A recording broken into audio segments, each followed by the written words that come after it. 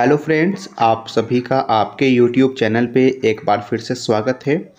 और आज इस वीडियो में हम बात करने जा रहे हैं बिहार एसएससी के द्वारा जो इंटर लेवल पे जो फॉर्म निकला है उसके अंदर आज तक यानी कि 28 अक्टूबर 2023 तक कितना फॉर्म फिलअप हो चुका है और एक सीट पे कितने कंपटीशन है, इसके बारे में हम जानकारी इस वीडियो में लेने वाले हैं। तो चलिए वीडियो को शुरू करते हैं।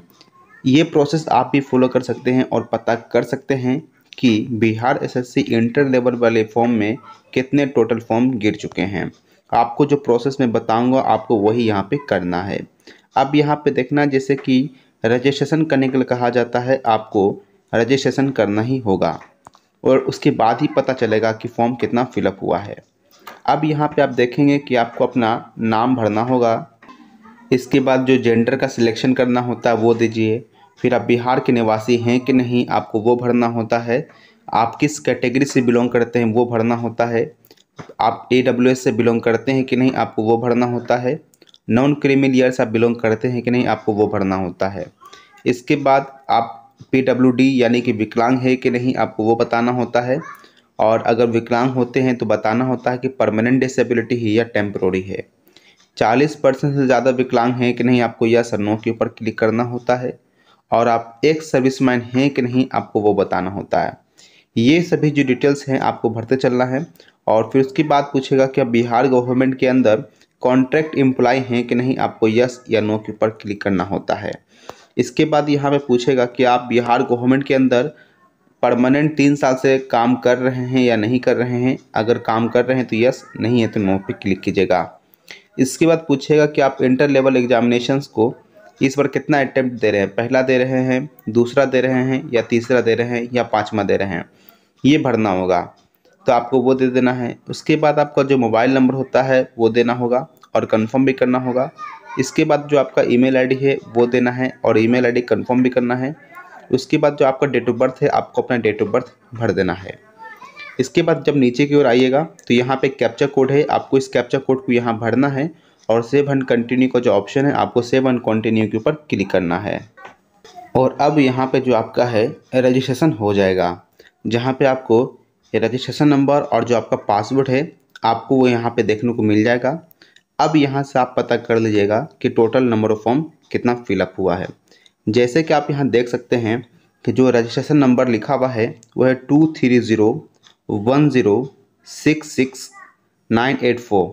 अगर आप इस नंबर को अगर सही से देखिएगा तो आप, और पहले दिन जो फॉर्म स्टार्ट हुआ था आप वहाँ पे जाके देखिएगा तो आपको जो आगे का 3 डिजिट है 230 ये कॉमन मिलेगा। इसका मतलब ये होता है कि आगे का संख्या ये एक तरह से कहा जाए एक कोड है जो कि बनाया गया है बिहार एसएससी की तरफ से।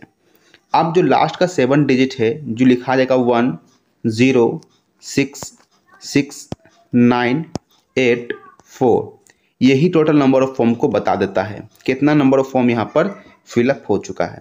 अब देखा जाए कितना होता है 10,66,984। तो इसका मतलब क्या है कि फॉर्म इतना फिलअप हुआ है, ऐसा नहीं कह सकते हैं। इसलिए क्योंकि जिस प्रकार से यहाँ पर फेक रजिस्ट्रेशन होता है वहाँ पे बहुत से बच्चे यही प्रकार से अपने फॉर्म को देखते होंगे कितना फॉर्म फिलअप हुआ है, तो यही प्रोसेस को फॉलो करते होंगे।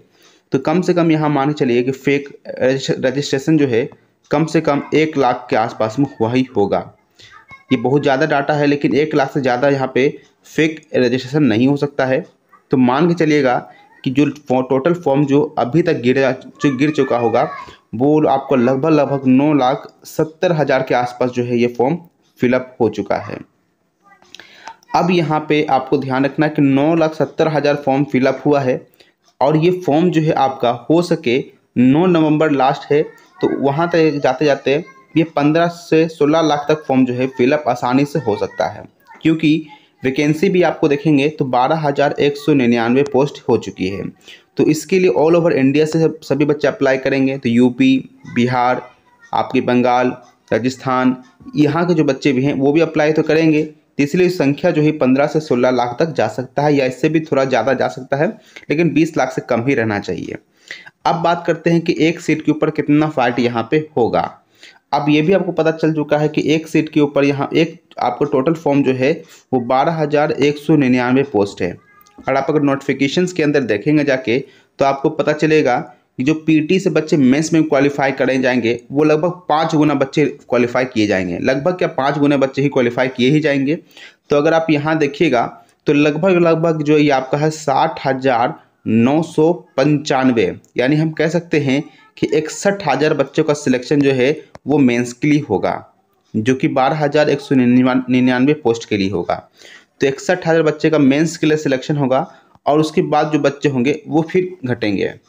अब यहाँ पता करना है कि एक सीट के ऊपर कितना फाइट है, तो आपको ये डाटा याद रखना है 61,000, और आपको जो टोटल फॉर्म फिलअप हुआ है जैसे कि मैंने बताया 9,70,000, आपको उसमें क्या करना, भागा देना है 61,000 को।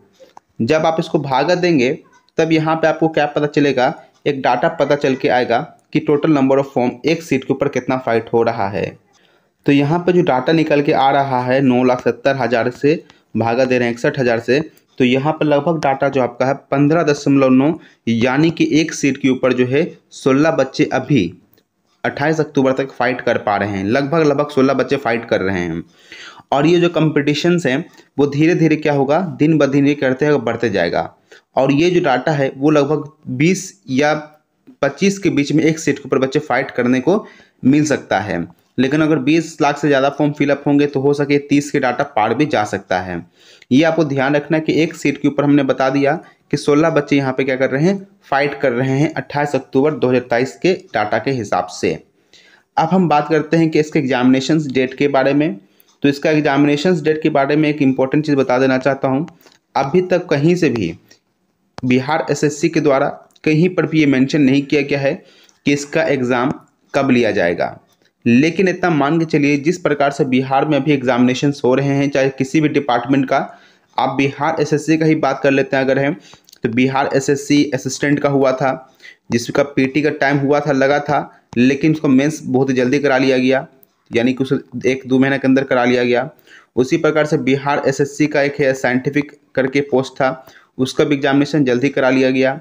उसके बाद अगर हम बात करते हैं बीपीएससी के थ्रू जितने भी एग्जामिनेशन हुए हैं वो भी बहुत ही जल्दी 2 से 3 महीने के अंदर एग्जामिनेशन कंडक्ट करा लिया गया है।